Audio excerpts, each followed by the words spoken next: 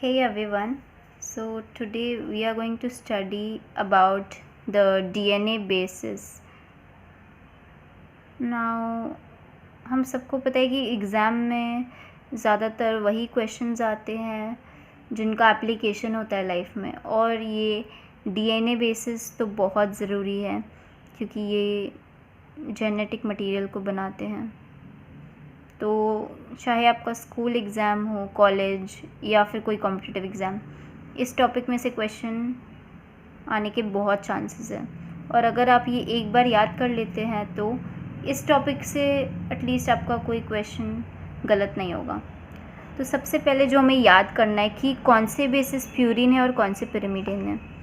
अब मैंने इसे एक ऐसे तरीके से याद किया जिससे मैं इसे कभी नहीं भूली, और वो ये है कि प्यूरिन, ये नाम तो छोटा है पर इसका स्ट्रक्चर बड़ा है, और पिरिमिडीन नाम बड़ा है बट स्ट्रक्चर छोटा है। तो ये थी पहली चीज़। दूसरी चीज़, अब आपको ये याद करना है कि प्यूरिन में कौन से आते हैं। तो इसके लिए सबसे बेस्ट निमोनिक है गैप, मतलब गुआनिन, एडेनिन और प्यूरिन्स, एंड बाकी का आपको अपने आप पता चल जाएगा कि बाकी पिरिमिडीन है। अब हम आ जाते हैं स्ट्रक्चर में। तो सबसे पहले देखा जाएगा कि नाइट्रोजन किस पोजीशंस पे हैं। तो जो प्यूरिन है वो 9 मेंबर्ड रिंग है और इसमें 4 नाइट्रोजन है, और पिरिमिडीन 6 मेंबर्ड रिंग है और इसमें 2 नाइट्रोजन है। अब प्यूरिन और पिरिमिडीन दोनों में देखिए 6 मेंबर्ड रिंग पे नाइट्रोजन की पोजीशन सेम है, इसीलिए 1 और 3 पोजीशंस पे नाइट्रोजन दोनों में है। अब इस 5 मेंबर्ड रिंग में 7 और 9 पे है, तो ये जो रिंग है इसे हम एंटी क्लॉकवाइज नेम करेंगे और इसे क्लॉकवाइज। तो जैसे कि एंटी क्लॉकवाइज जाएंगे तो 1 2 3 4 5 6 7 8 9, तो इस हिसाब से नाइट्रोजन 1 3 7 और 9 पोजीशन पे है।